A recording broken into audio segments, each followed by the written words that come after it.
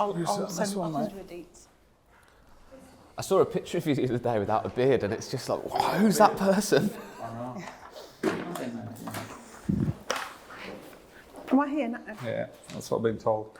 You didn't like the competition earlier? Oh, we're not sat by our faces either. Good. We can just look at our faces instead. You're actually in the same order as well. Oh, was it Anton Deck? Yeah. No, we weren't on the last one though. We were sat there, I was sat there, Karen there, and the individual guest here, so I was blocking me. Yeah. Blocking his face, but not my face. Yeah, I was sandwiched by Karen on both sides. Yeah. What a world that would be.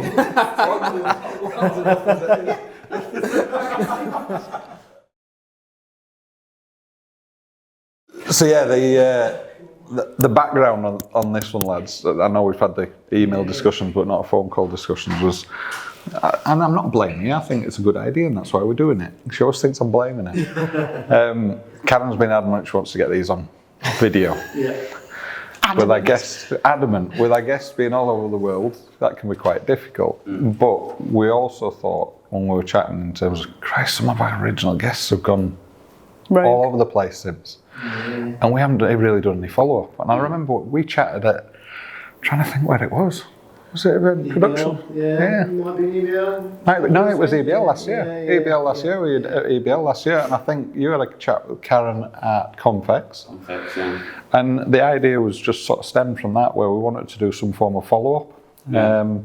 And this follow-up will allow us to put something in place in between seasons as well. Yeah. You know, so we're not thinking in terms of we're going to do multiple of these. We're thinking about doing a couple in between each season.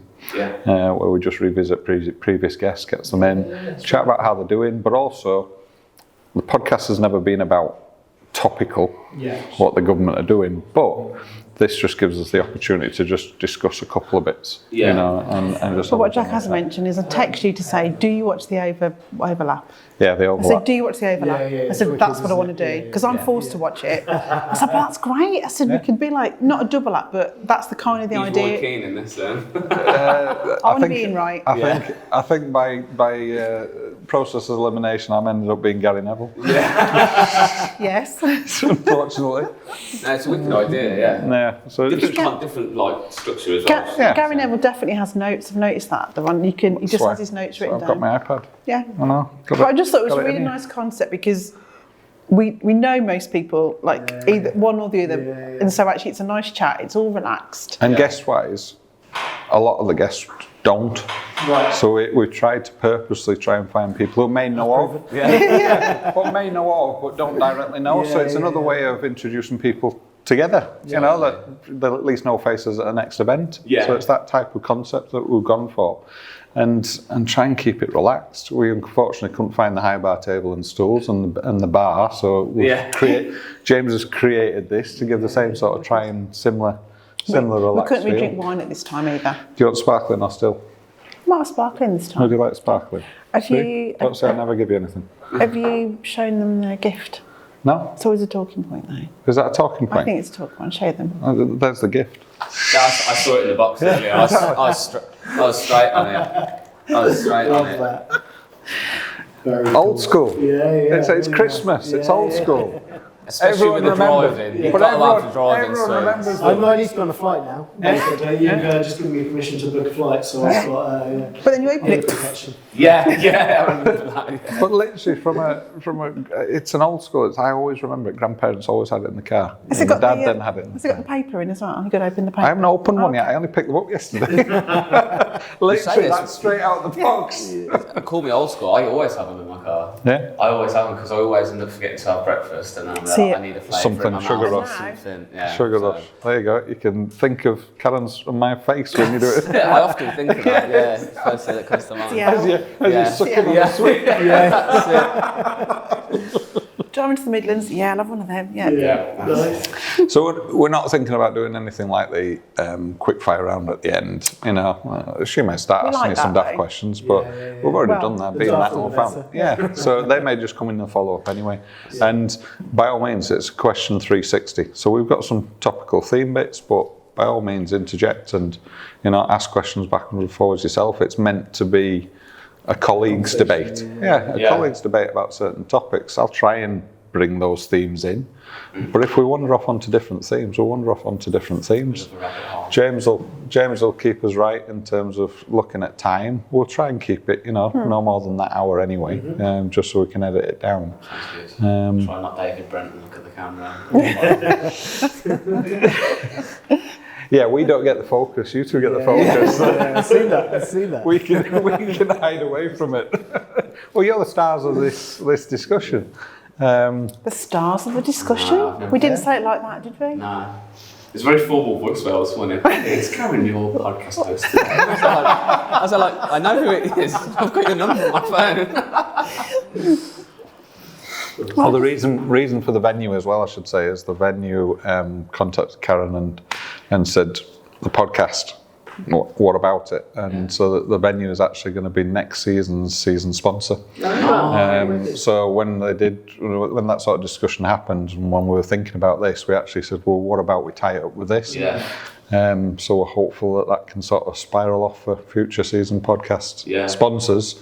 Will come and do the in-between before the season launches at their venues or something along those sides. Well, we actually used to, so Richard's son goes to the same school as my co-founder's son. So when we first started up, they met, got speaking about whatever, and then he was like, yeah, you should come down. So I've actually been down here about 3 times, like just coming to see Rich and him treating me to some sandwiches, Yeah, he's on site, he's in meetings, as you can imagine, meetings all day today. It's the first time I've been, and it literally is like a village. Yeah. You're coming through the first, and you just, there's so many different opportunities on site. But it's a campus, isn't it? Yeah. That's what. I would say it's that. It's a campus. Because it's all very separate, but you can kind of walk your way around. Get away around. It's campus. Yeah. It was pretty last night with the lights. I felt like I was on holiday last night. I did have to redirect these two who were going to take the roads to where we were dining. And I said, look, there's no way a place like this expects you to walk on the road. Let's follow the lights. Yeah. Follow the And we were fine. We got there in the end. So anyway, let's make a start, shall we? Yeah. Yep. Should we try and be a bit more formal and get started? I thought we started. Yeah, it's very casual chat. It's very conversational. Now, I love it. if we look back, in terms of when we first chatted with you both, I think, let me have a look. Craig season 7 and Luke season 9. And what season we just finished? We just finished 13. 13, yeah. So it was a while ago. It was a while ago, yeah. Very different world. A lot's happened since then. I've had COVID a few times. Oh, he said the C. Yeah, I had to do it.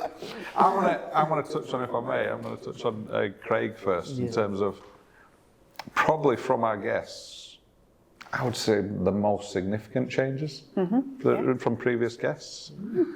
I want to start with the most important one first.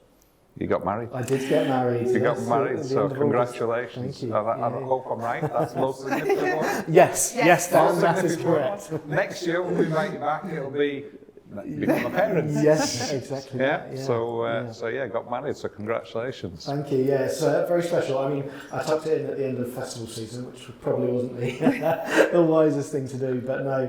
I mean, it correlates a lot to my professional journey. Like, and we'll talk about that, I'm sure. But yeah, it was like a real realisation for me of a long time of trouble and struggle with being gay, and finally coming through that and meeting someone and marrying him in the end of August was just the most incredible day. And the lead up, I love seeing some of the stag do pictures. That must have been a lot of trouble on that stag do. 36-man stag do was pretty extravagant. So, Where'd you go? What did you do? We were in Portugal, so we went to Albufeira. Nice. I was dressed as Princess Peach. I had Team Mario, Team Luigi. It was fantastic. Honestly, strolling down the strip in Albufeira, and You've got to do it. we felt like celebrities. Everyone, it's like they don't do fancy dress in Portugal. They were like, what is going on? I don't think it's a thing now, like the fancy dress. I think people are a lot tamer with what they do when they're going out. I think it's difficult on some occasions in terms of people letting big groups in. You know, hens and stag. You only find that with accommodation, don't you? No hen or stag do's. You know, so people are a little bit more reserved in terms of, look, you three go in advance first, and then we'll follow in another group of four. And we'll Hard to do that when you're dressed as Mario Yeah. and Luigi. Which is one of the reasons why We're not with them. Yeah. waiting Luigi. We're not with Mario. No, as I say, congratulations. No, thank you. But then from a professional front, though, big changes as well since we spoke. Yeah. I mean, it does. So, if you kind of forgive the story a little bit, but it kind of all started in 2017, and I had been in my job for quite a long time. Started there in 2011. 2017, I'd kind of got to my lowest ebb personally. Yeah. I came out when I was 21. And then hid from it for like a decade. I was like, don't talk about it unless you're drunk. But yeah, just don't talk about it. And slowly but surely, like it eroded me. It worked away at me, and I was just caught in all sorts. And I remember lying. I was at mum and dad's house, and Christmas Eve, just floods of tears in the room, and my mum came up and she gave me a hug and was like, what's wrong? And we talked it all through, and that for me was like the lowest ebb. And coincidentally, professionally, I've been doing unreal. Like I'd thrown all of my energy into work, as so many people who work in our sector do. Yeah. They're like, well, if I just leave this like personal stuff here, I can crack on and just I'll just do the work thing really well. So I'd done that, but I was hiding from myself. I wasn't being my true self. I reached that low ebb, and then kind of went to. That was kind of the real kind of kick I needed to pop into counselling.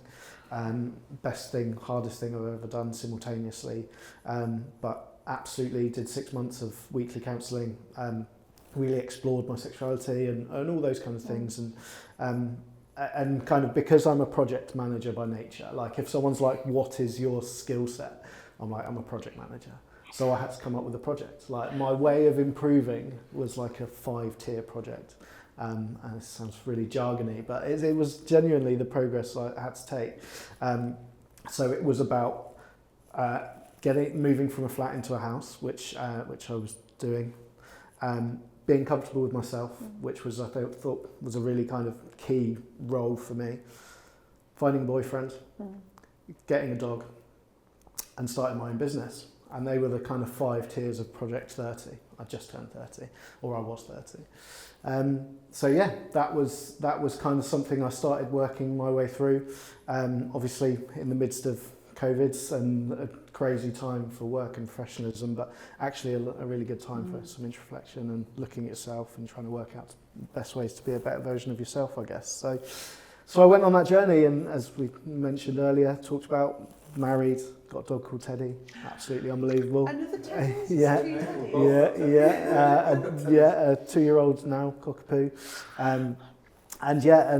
Actually part of the plan wasn't children at that stage. It's always been part of my big plan, but Dan and I are on the surrogacy journey as well towards children next year, so it's an ever evolving project. And then in October 2022, after 11 years at Bournemouth Sevens, and that's where I was when we had our last chat, I was like, I'm ready to go and fly by myself, try my own things, make my own decisions, and I had the best time at Sevens. I loved it. I still love it. It's still a wicked event, met the best people, but just wanted to be my own man, do my own thing. So launched a business the following January, which is January 2023. And was called Project 30 as a result. So it kind of has all come full circle, and those things see me today, I think, professionally, personally, just in an entirely different place as a result of all of those things. I'm sure we'll talk a bit about mental health at some point today, but like the impact that's then gone on to have on me from a work point of view, professional point of view, personal point of view, me as a person. Yeah, pretty seismic 2 years. I think it's interesting talking about counselling and coaching, because a lot of people talk to counsellors and coaches, and I think in the event world, I've spoke to a business coach before, and it's, you just need somebody to guide you. You know what to do, but you just need a little nudge, like, that's what I need to write. I need to plan my, what my next project is, how I'm going to get from A to B. I need to plan how to look after myself, and that's what I found, that I just needed a little nudge. move myself I think forward. the difference is making the clarity between that business side of things and the personal side of things. And I know we always find that they interact with each other. We don't leave it at the door when we get home. But I think for something of such a scale for you personally, and the strength to be able to say, no, I actually need that professional support now to be able to work through it. That must have taken people around you as well to give you that strength to do it. Yeah, I think so. I used to have a boss who used to say, leave your personal stuff at the door, come in and do your job. And the reality is that's not the world. You can't be a different person at work to the person that you are at home. We're not built that way. So I've always known and always believed and always infused into my teams and my business that the people are your business, so they need to be in the best possible headspace to do the best possible job they can, right? And what tactics and what techniques can we use to get there? Talking single-handedly, the most important thing I think anyone can do. I have a tattoo on my leg, which sadly you can't see, but it says talk more, live more. Because I really think it's the key to opening up. And we operate in a stressful world. Yeah. I've been speaking to an event owner today, making really difficult calls about whether an event can happen. Like, people are weighing those decisions up with them. So we can only share those things. We can only talk about them. And we don't do it enough. There's obviously the whole culture around men's mental health, but I think to say it's exclusively a male problem is wrong. It's cross-industry. It's across everyone. It's like you benefit from talking, from having conversations and stuff like that. Yeah, I think it's reassurance as well, right? When you go to a business coach, when you go to a therapist, you go to anything, even chatting amongst industry peers, I do think that mostly you're just looking for reassurance that you're doing the right thing. Like they said, weighing up huge decisions of whether to close an event. In their heads, they probably know what they want to do, but going to someone and saying, I'm thinking of doing this, then when someone says, yeah, that's the right thing, you go, oh, that's one little fragment of mental stress that I can take out, that I'm doing the right thing. It's quite often having that strength though, isn't it, in terms of at the end of the day, someone's going to make that call. Yeah. You know, the buck stops there. You can involve the people around you.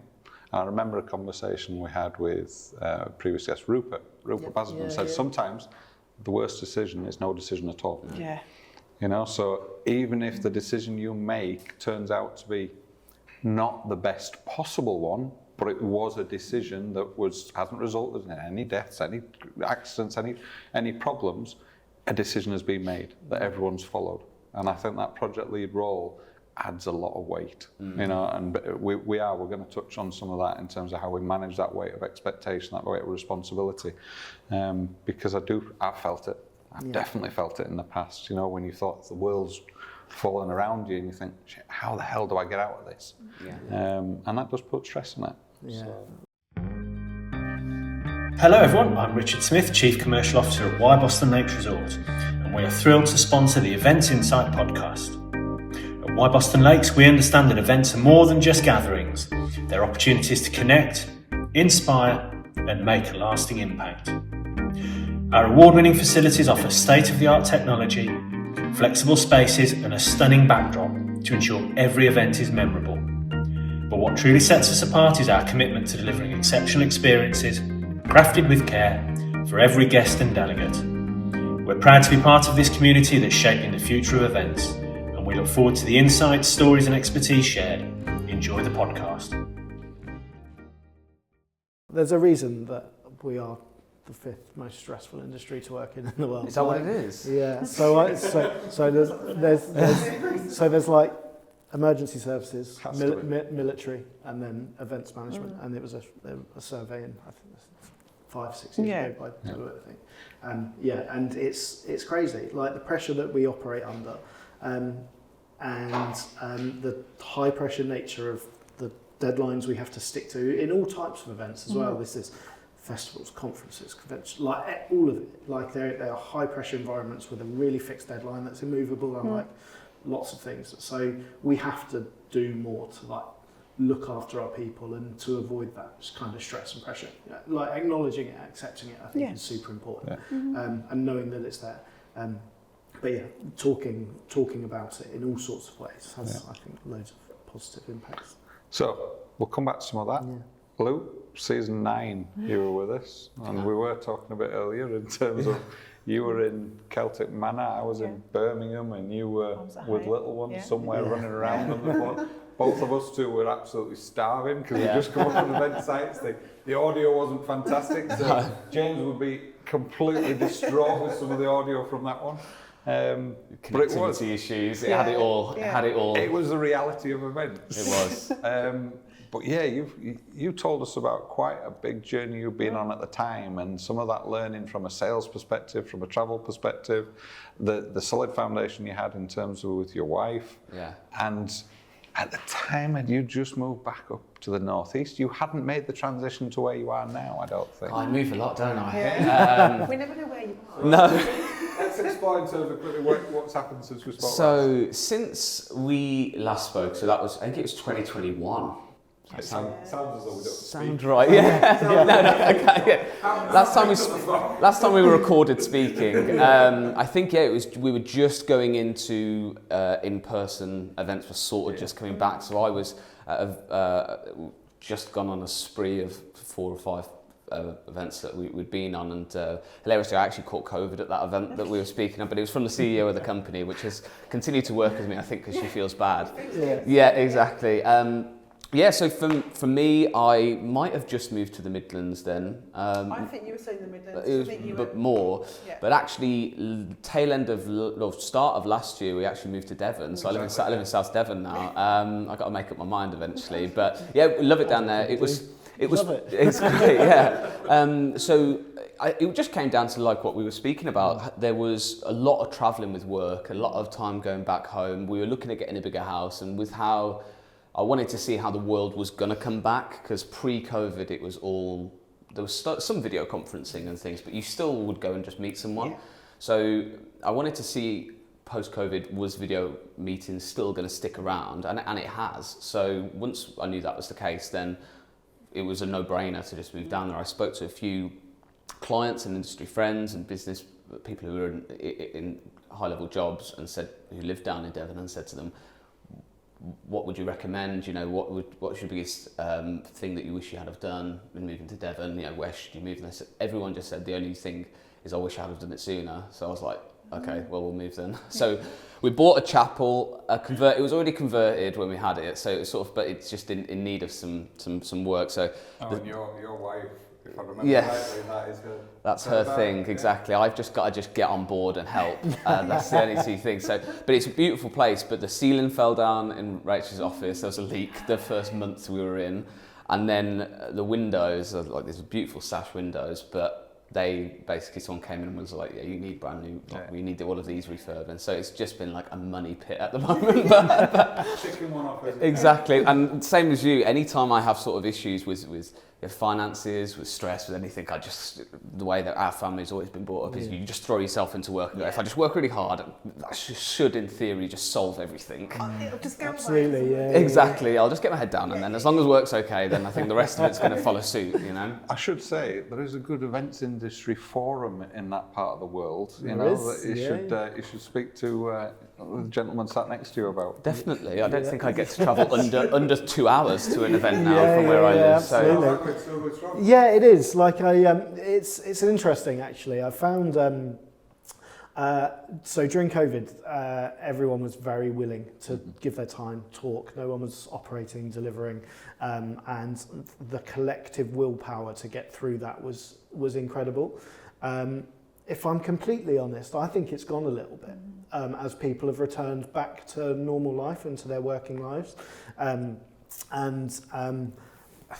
phrase I often use is that we're very good at dealing with the urgent, not very good at dealing with the important. So during that phase, we were spending an awful lot of time going, right, we need to get through COVID, we need government support, we need to raise our profile, we need all of these things, which I think is all valid, is all true. We all talked about we need a more diverse workforce, we need to work a lot harder to be better to the planet in the events that we deliver, all those kind of things. And they sounded great. Are we delivering on all of them? No, not in my opinion. And I think we have to be probably honest and frank about that. And I think we've got a collective. So South Coast Events Forum is still there. We've got a really active WhatsApp group, which is principally the main area where people go, I need this, can I have this? Do you know anyone for this? So that sense of community is still there and still lovely. But getting people to commit the same level of time to it, in all honesty, is much harder. So yeah, that's like been a bit of a shock to me actually, because I think you kind of look back a little bit with those rose-tinted glasses of, God, we're going to come out of a once-in-a-generation pandemic and it's all going to be different. Actually, it's all the same, but a little bit worse because everyone's got the debts they got through it. So I think we have to be honest about those things in terms of like the broad sector type work. Do you think it's a hangover because we were all just in such survival mode at that time? Once the sort of furlough stopped, it was like, oh my God, like what are we going to do? And then we've all just, for us employed, folks. Yeah. But furlough ended, and it was like, oh my God, guys, like you said, it was just nothing ever stopped focused and just getting new clients on, money into the bank, supporting people. And I think we were all really busy before COVID. Then we just went to like not having much on. Absolutely. So we were desperate to fill our times with stuff, wasn't we? So we could volunteering for stuff. We Make Events was incredible. Like there were so many campaigns that people had nothing else to do, so they chucked themselves into them. Yeah. And it's only natural, I think. Like you can only do so much. So and if we say you need to maintain some sort of work-life balance, you've got to allocate some time to that. You've got to allocate. So actually, how easy is it to remain collaborative in very competitive times where businesses are falling over? And I think, we're still finding that, across many different sections of the sector, aren't we? In terms of we've had more in terms of festivals in this past week. We've seen more events change to biannual instead of annual events because they're not getting the pull, but they think that by doing it biannually they will. That has an impact on our industry as well. So I think we've still got some challenges. I think what I like to draw on from what you just said there, though, is that collective in terms of WhatsApp group. That's still strength for me. And some of the people that I'm now working and employing with, when we're delivering projects, are people that I wouldn't have worked with prior to COVID. So there are some strengths through the most challenging of times that we can move forward with. That's our industry as a whole, though, I think, because actually we've moved away from it being there is that sort of, if you had Christmas every day, it wouldn't be as cool, right? It would be a bit annoying. And so now everyone's trying to get these annual, herd towards this one event and then you leave again. But it's everything now for the clients that we work with and the events we attend, it's all about community now. That's all everyone's trying to foster in their events. It's just, we're trying to build a group of people that have an ethos of this. If you come here, you'll meet like-minded people and you can continue that conversation and community and networking afterwards. So probably, community I find is exactly what you're talking about. It's it's more of a 365 approach now with an annual, hey, let's all get together and shake hands and say hi to each other and continue that community, asynchronously online and stuff. But it is challenging. And one of the things that is putting additional strain on our industry is budgets. And everyone's still wanting that real championing. What did the phrase you called it? That gold medal moment. In terms of their event has to be that award-winning stand or event or festival or whatever it is. But here's the budget. It's going to be incredible at half the price. So how are we doing that? How are we trying to still manage those expectations in those challenging times? And have you found anything? I'm not saying divulge in terms of all the winning formulas, but where are the main areas you feel within your own areas, and yourself included, where have you found the most pressure and where have you found you've had to adapt the most? Well, all I talk about when I'm not talking about myself is talking about is data. Data needs to drive every decision that we make now. We're at a point in time where return on investment is has to be the most important thing for most events. Return on investment, not just as in money, but it has to be a return on an objective, a branding opportunity. And the reason that's so high in our industry right now is because we're asking for more money than we've ever spent. We're spending more money than we've ever spent. And so when if we're looking at commercial exhibition-driven events, we've got to prove to sponsors that their time at that event was worthwhile so that we can get them to spend more money, increase their spend, etc., etc. Or looking at internal events, looking at a sales event, say, well, did this deliver on us getting everyone educated on a new project? Did we build a community? Did we get people chatting a little bit more? Whatever the return on investment is, when we last spoke, we basically, most of what we did was mobile apps. It was all about just giving someone a chance to engage pre-event, on-site, post-event. Something that's exploded for us that we've had for years, but just no one's ever really needed the solution that much, but is our Bluetooth tracking. So one of the things that we do, everyone turns up at an event and we're able to know where each person's gone. We're at a point in time now from a budget perspective that people need that data. They need to know what areas of the venue were used, weren't used, how long did people stay for food, could we save some money there? And then also for things like sponsors, paid for speakers, looking at the return on investment that's given you in the micro term, but then looking at the macro and saying, right, put all this together, did we deliver what we said we were going to deliver? So I always say that the only way you can do that is lots of conversations and interpretations of how the event went, but you've got to look at information and data and reporting. It sounds really boring, but it's exactly what needs to happen. And a great quote that I always use is, if we have data, let's go with data. If all we have is opinions, let's go with mine. And that's, I think, where we are as an industry. Years and years ago, when there's budget everywhere, you go, well, you can do what you want, you do what you want, and we'll all do it together. But now it's at a point where, from us for planning something, probably only one of us is going to be able to put something forward and have it actually delivered. So for me, from cost-saving perspective, sometimes you need to spend a little bit more in terms of a solution, and in terms of reporting, in terms of a little bit more time, in terms of interpreting it and discussing internally and externally with sponsors, and then that will enable you to save money, make more money in certain areas. So that's one of the things that we preach all year, is basically using data to make data-driven decisions in your reporting in every department. Mm-hmm. Over at NOWI, the network of women in events, we're extremely proud and excited to be the shout-out sponsor for the upcoming 14th season of the Events Insight podcast.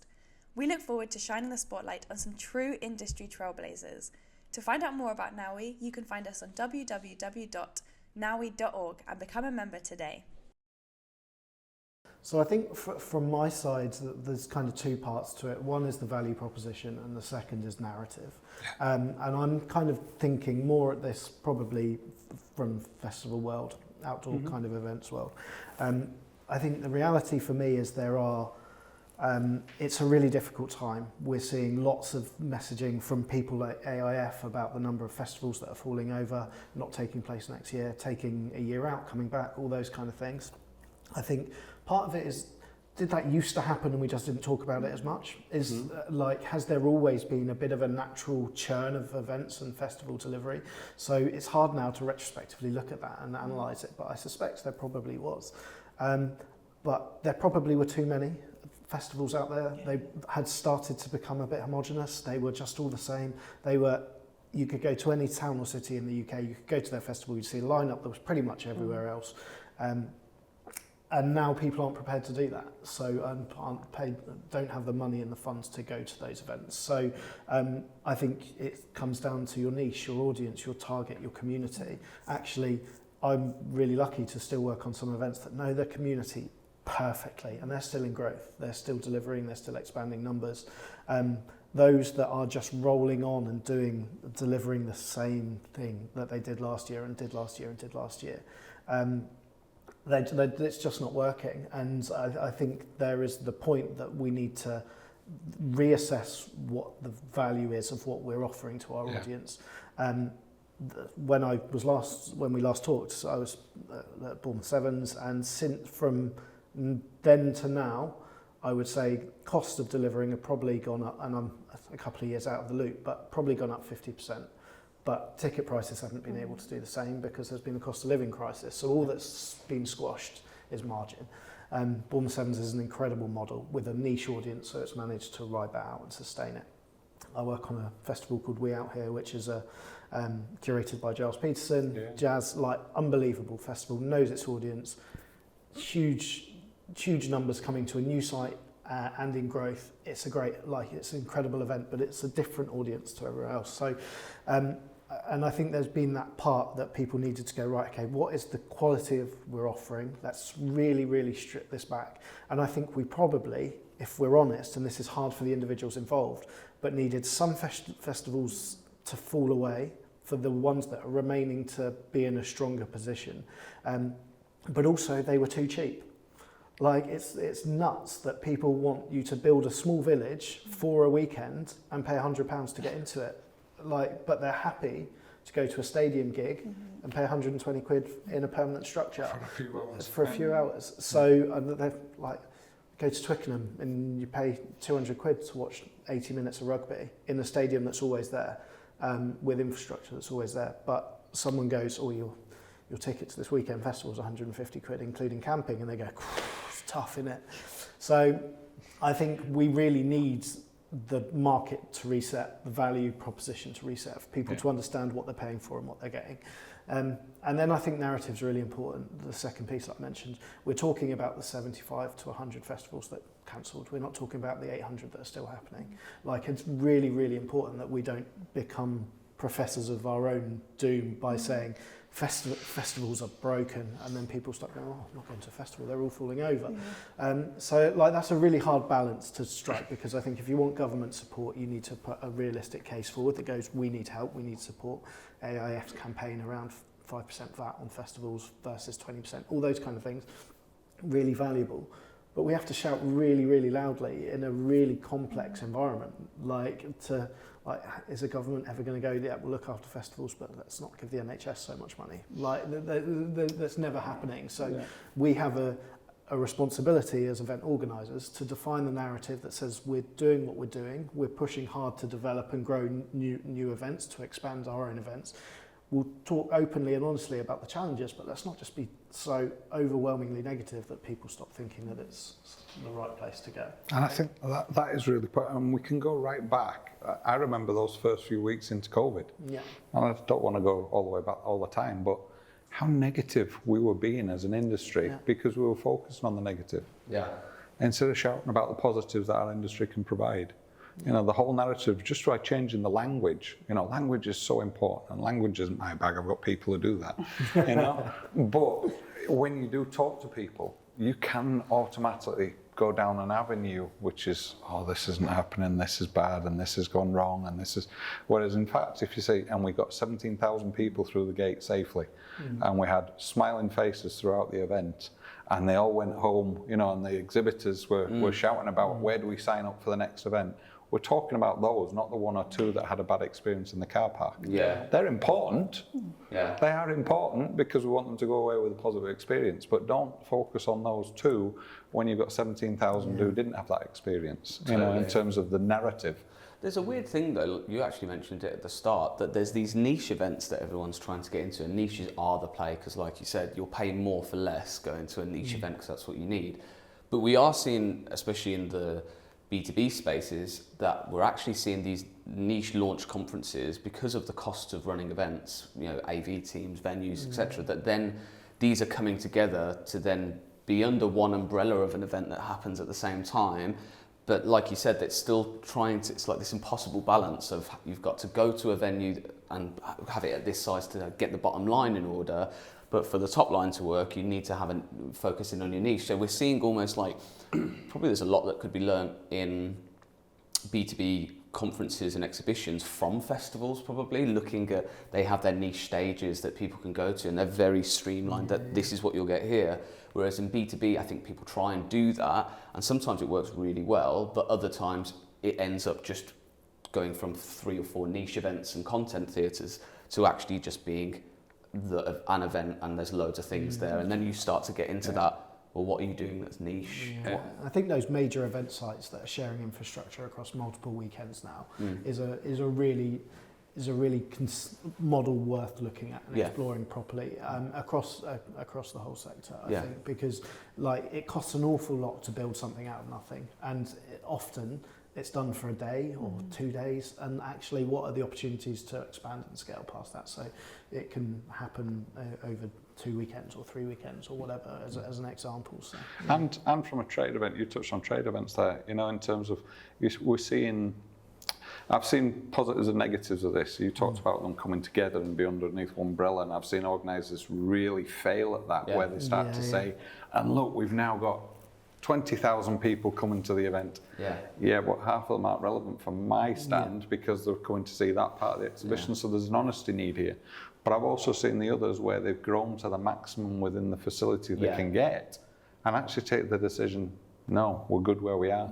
We could expand, but actually we've got such a good following to this event and people are coming for the right reasons. If we move this model to somewhere else, you and lose the cost changes, the infrastructure changes, the potential of failure. So it's a real difficult balancing act when it comes to, you know, where do organisers go with something if they have severe positive growth, you know, but taking a chance just because you need to fit another 10 or 12 stands in.